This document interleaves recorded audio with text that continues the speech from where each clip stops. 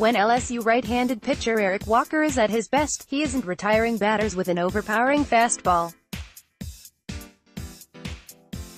He's either buckling their knees with a sharp curve or fooling them with a masterful changeup.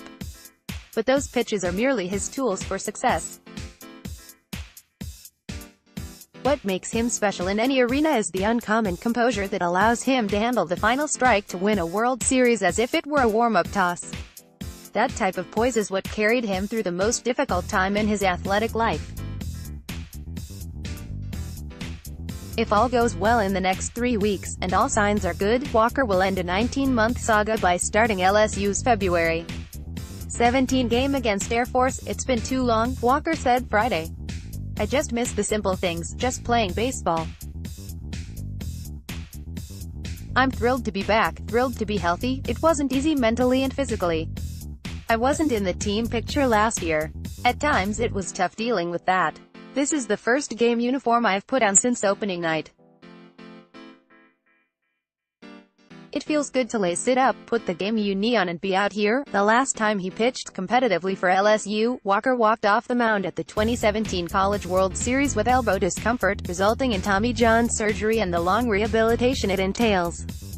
Along the way he has amazed his coaches and teammates not just with his return but with the way he handled it. "I've got to tip my cap to Eric," said LSU junior ace Zach Hess, who will start the Tigers season opener 2 days before Walker pitches. "I don't know if I could have handled it as well as he did. Every single day, he attacked each rehab assignment he had. He went after it with a purpose. Coaches are a cautious lot. It's hard to get them to go out on a limb, especially when it comes to players coming back from an injury."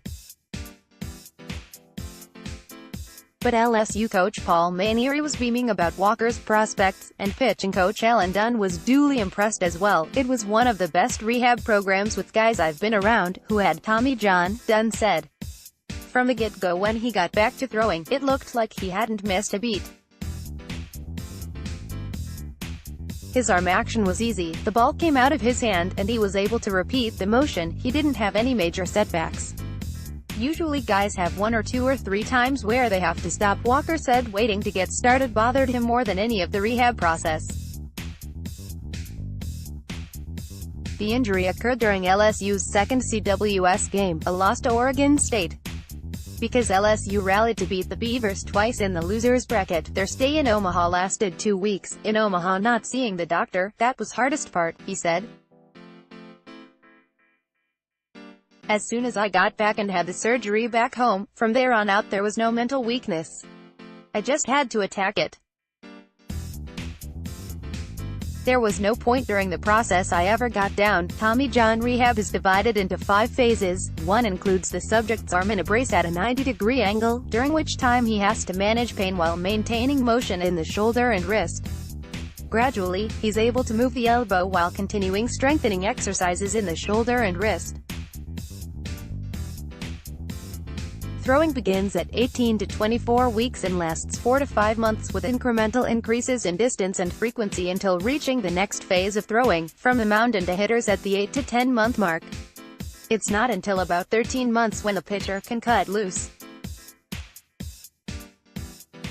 Walker worked nearly every day with trainer Corey Couture and strength and conditioning coach Travis Roy, with whom he established a deep bond.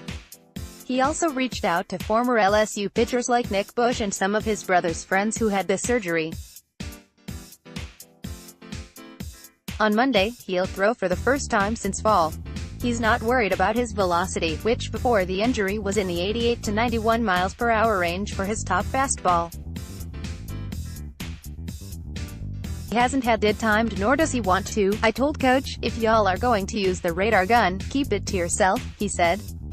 "Don't tell me. I don't want to know. I felt healthy, felt great. It was good to be back out there getting innings under my belt. I didn't care about the numbers to put a standard to it. All pitchers are on pitch counts at the beginning of the baseball season, and Walker will be watched particularly closely. Everyone at the start is limited.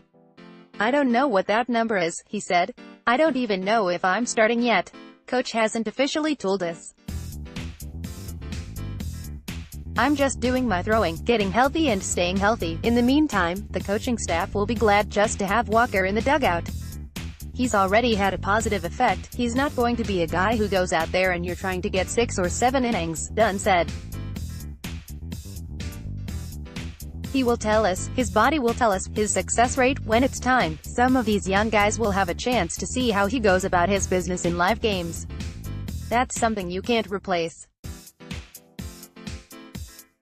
They'll understand what it takes to pitch here. It's not just the young players who will feel inspired. I can't say enough good things about Eric Walker, Hess said. He's the consummate teammate, a competitor. He goes about his business and works. It's no surprise he's made the strides he has in that short of a time. I can't wait to see that dude get back out there on the